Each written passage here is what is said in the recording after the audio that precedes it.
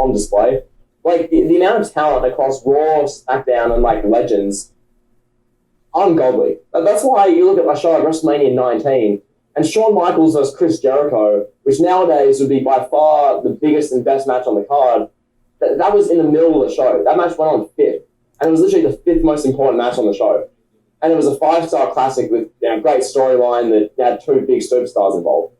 You know, like, that's how insane the talent was. As a result, you get these massive stacked WrestleManias that everyone remembers fondly. Whereas nowadays, it's like, oh, well, WrestleMania is good, but that's because, well, the in-ring stuff's good, but we don't really remember any of the big names involved, and no one's really going to remember anything about the show 5 years from now. You know? It's like, that's absolutely well put. I can't even say it better than that. You hit the nail on the head, and I'm going to expand, and I'm going to talk about WrestleMania 17 as a whole. Like you said, the talent, the influx of talent is amazing. You have Kane in a thrown-together triple threat match against Raven and Big Show. Kane and Big Show, 2 of the largest icons in the history of wrestling. 2 of the most famous people. What did Kane do 2 months before? Please remind us at the Royal Rumble. What did Kane do? He was the most dominant competitor in the history of the Royal Rumble. Imagine if that happened in 2021.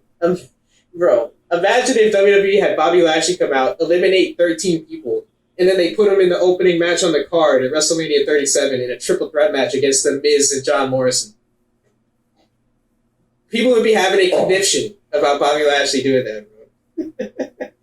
WWE's racist. They hate Bobby Lashley. WWE, he deserves better. This is disgusting from WWE. But in 2001, they had so much talent that Big Show and Kane, you could get away with that easily. They could easily...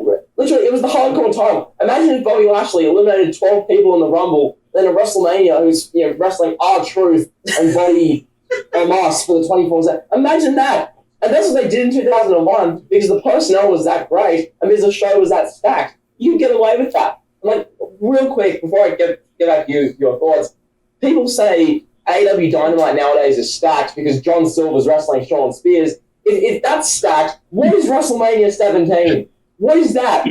Kane was the most dominant wrestler ever 2 months prior to the Rumble. He was in the 3rd match of the night, a random hardcore title match against Raven and the Big Show.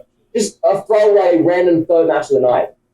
If that is stacked, when we have John Silver versus Alex Reynolds, or I don't know, John Silver, Alex Reynolds versus Cody and Cesar Bonini on Dynamite. Like, that isn't stacked. You don't know what the word means. All right. Let me stop you, bro. Okay, so let me stop you there before you're gonna get us canceled. All the AEW fans are gonna throw dislikes at us. John Silver versus Shawn Spears is not whatever.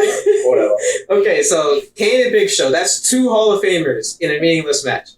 Then the opening match of the card, you have 2 more Hall of Famers, Chris Jericho and William Regal, having a 7-minute opener for the IC title. And then you have one of the greatest of all time, my favorite wrestler of all time, Eddie Guerrero, another first ballot Hall of Famer, in a meaningless undercard match versus Test. If that isn't enough, if that's not a testament to the talent, then we have Kurt Angle and Chris Benoit having a regular old match just because Kurt Angle was mad that Benoit made him tap when the ref wasn't looking.